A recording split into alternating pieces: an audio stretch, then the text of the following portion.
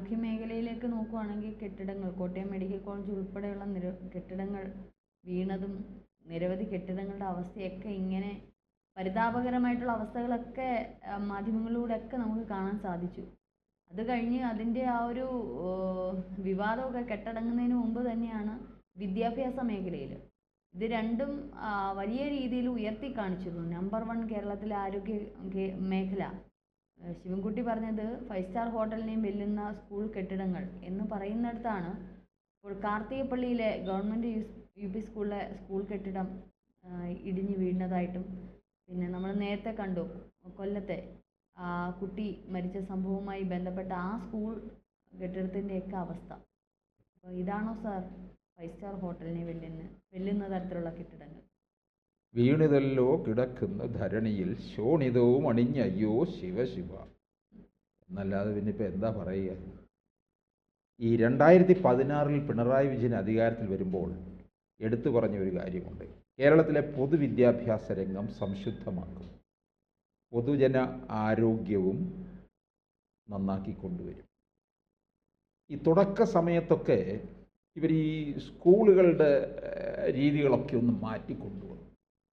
ഈ കിഫ്ബിയുടെ പണം ഉപയോഗിച്ചുകൊണ്ട് കുറേ ഇൻഫ്രാസ്ട്രക്ചറുകളൊക്കെ ബാഹ്യമായിട്ട് ഇവർ വലിയ മോഡി നടത്തി. അതായത് വലിയ കെട്ടിടങ്ങളുമൊക്കെ പണിത് വെച്ചു. അവിടെ ഇവിടെ പുറം മോടിയൊക്കെ ധാരാളം കാണിച്ചു. അപ്പം നമ്മുടെ കേരളത്തിലെ പൊതുവിദ്യാഭ്യാസ രംഗം ഒന്ന് മെച്ചപ്പെട്ട് വരികയാണ് എന്ന് തോന്നി.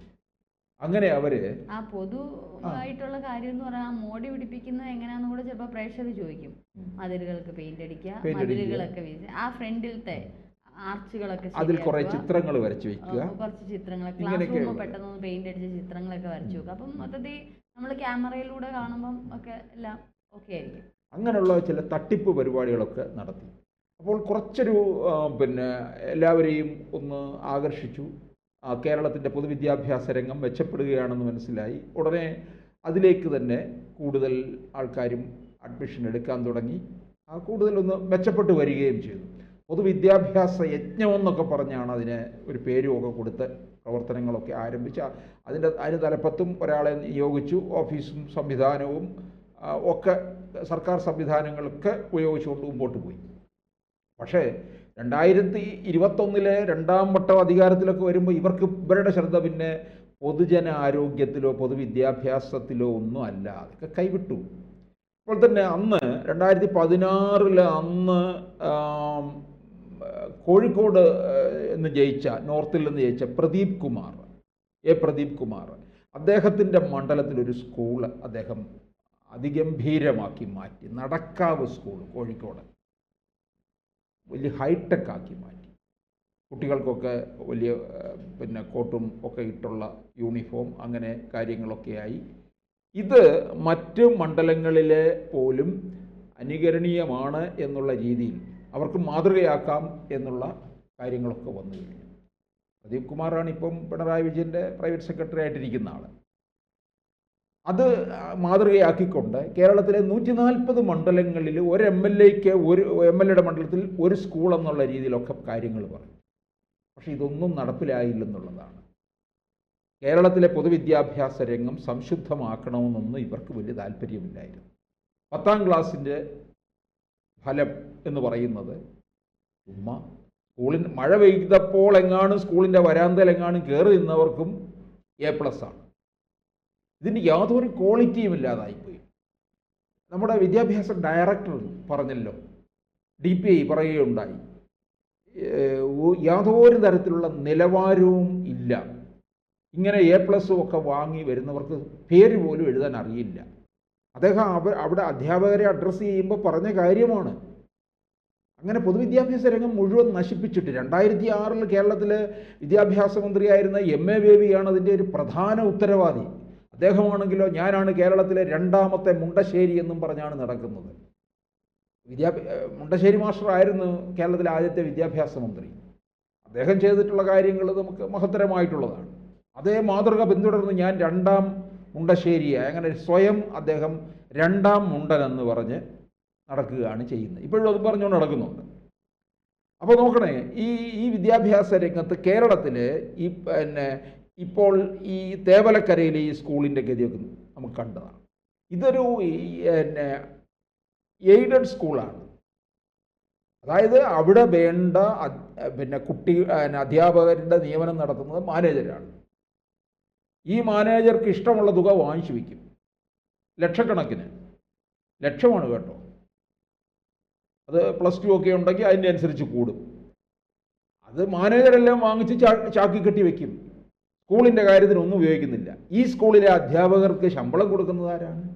സർക്കാരാണ് കൊടുക്കുന്നത്. നിയമനം നടത്തിയതിന് വാങ്ങി വെച്ചിട്ടുണ്ട് ലക്ഷങ്ങൾ.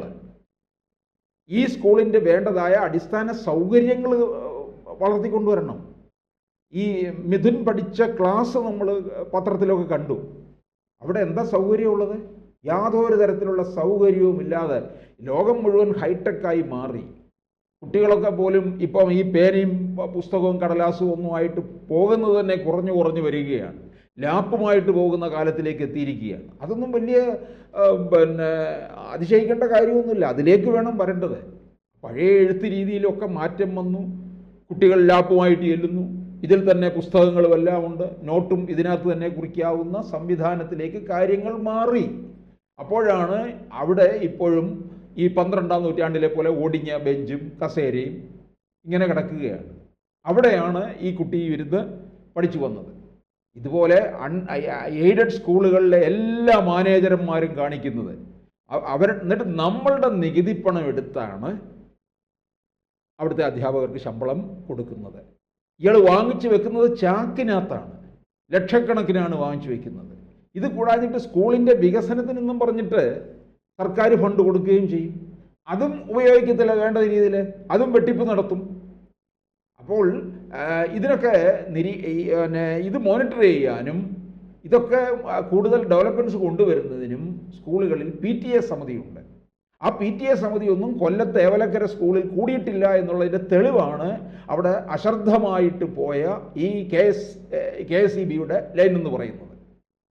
ഇതൊക്കെ ഇത് സ്കൂളുകൾക്കെല്ലാം തന്നെ ഒരു PTA സമിതി വേണമെന്ന് നിർബന്ധമാണ്. അത് നമ്മുടെ സ്റ്റേറ്റ് സിലബസിലുള്ളതായാലും CBSE ആണെങ്കിലും അതിനകത്ത് പേരൻസിൻ്റെ ഒരു അനുവാദം, ടീച്ചേഴ്സ്, പ്രിൻസിപ്പൾ, ഹെഡ് മാസ്റ്റർ, ഇങ്ങനെയുള്ളൊരു കണക്കാണ്. അത് അവർ എല്ലാ മാസവും കൂടണം, സ്കൂളിൻ്റെ ഓരോ കാര്യങ്ങളും വിലയിരുത്തണം. ഇതെന്താ ഇവരൊന്നും തന്നെ ചെയ്തിട്ടില്ല എന്നുള്ളതാണ് നമുക്ക് മനസ്സിലാക്കാൻ കഴിയുന്നത്. ഇപ്പോൾ എന്താ സംഭവിച്ചത്? സ്കൂളുകളെല്ലാ ഇടങ്ങളിലും വീണുകൊണ്ടിരിക്കുകയാണ്. കേരളത്തിൽ നിർത്താതെ പെയ്യുന്ന മഴയത്ത് അല്ലേ, കാലാവസ്ഥ മാറ്റമുണ്ട്. പക്ഷേ ആ കാലാവസ്ഥയെ അതിജീവിക്കുന്ന രീതിയിൽ വേണമല്ലോ. എന്തെങ്കിലും കണ്ടിട്ട് നമ്മൾ പഠിക്കുന്നുണ്ടോ? വയനാട്ടിലൊരു കുട്ടി പാമ്പ് കടിയേറ്റാണ് മരിച്ചത് സ്കൂളിൽ വെച്ച്. ഈ സ്കൂളിനോട് ചേർന്ന് പല പ്രദേശങ്ങളിലും ഉൾപ്രദേശങ്ങളിലൊക്കെ മലയോര മേഖലകളിലൊക്കെ ഈ കാട് പിടിച്ച് കിടക്കും, പ്രത്യേകിച്ച് വയനാട് പോലുള്ള ഇടങ്ങളിലൊക്കെ.